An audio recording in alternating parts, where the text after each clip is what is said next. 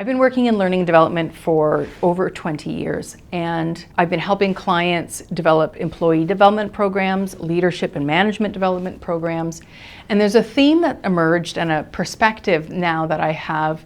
It's a bit jaded perhaps, but it's one that recognizes that formal training programs only go so far. Yes, there's a place for them, but if we're looking at really changing performance and improving behavior, going to a course and then going back to the job only goes so far. So if I'm going to learn about how to coach people in a classroom and then I have to go apply it in the job, it's such different environments, and so often the training is an event, it's not continued on, there's no accountability, that participants and leaders and employees struggle to do that. I've come up with a metaphor that explains where formal learning and training programs live and where learning-led employee development lives. Because I think there's a place for both. I'm not suggesting that we get rid of formal training, I'm suggesting that we need to recognize where it's effective and maybe where it isn't effective. So if you can picture a partially constructed bridge.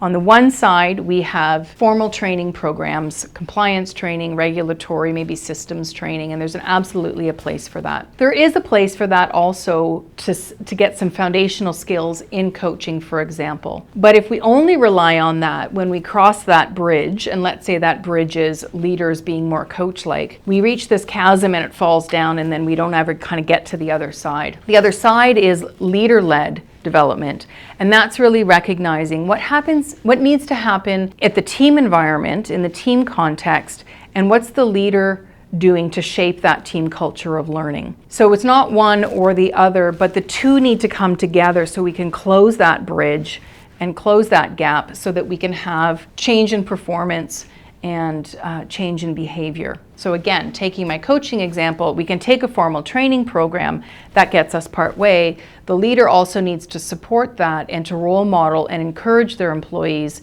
through coaching in order to meet that halfway there. So my philosophy with Lead with Learning is to really focus on that side of the bridge where leaders are taking ownership and stepping into their role to coach and develop their employees. The team culture of programs specifically gives leaders the tools and the resources and the confidence to be able to do that, to be able to focus on their own learning mindset, to build a team culture of learning, and to tap into the organization supports that are available to them so they can be successful as they coach and develop their employees. I hope that metaphor resonates with you, and I hope it's clear that the role that both formal training and leader-led training can have in helping your organization achieve its goals and objectives, whether that's leaders who are more coach-like or higher performing teams or even organizational resiliency and adaptability. If you're interested in hearing more about the philosophy or the program, I'd love to have a conversation.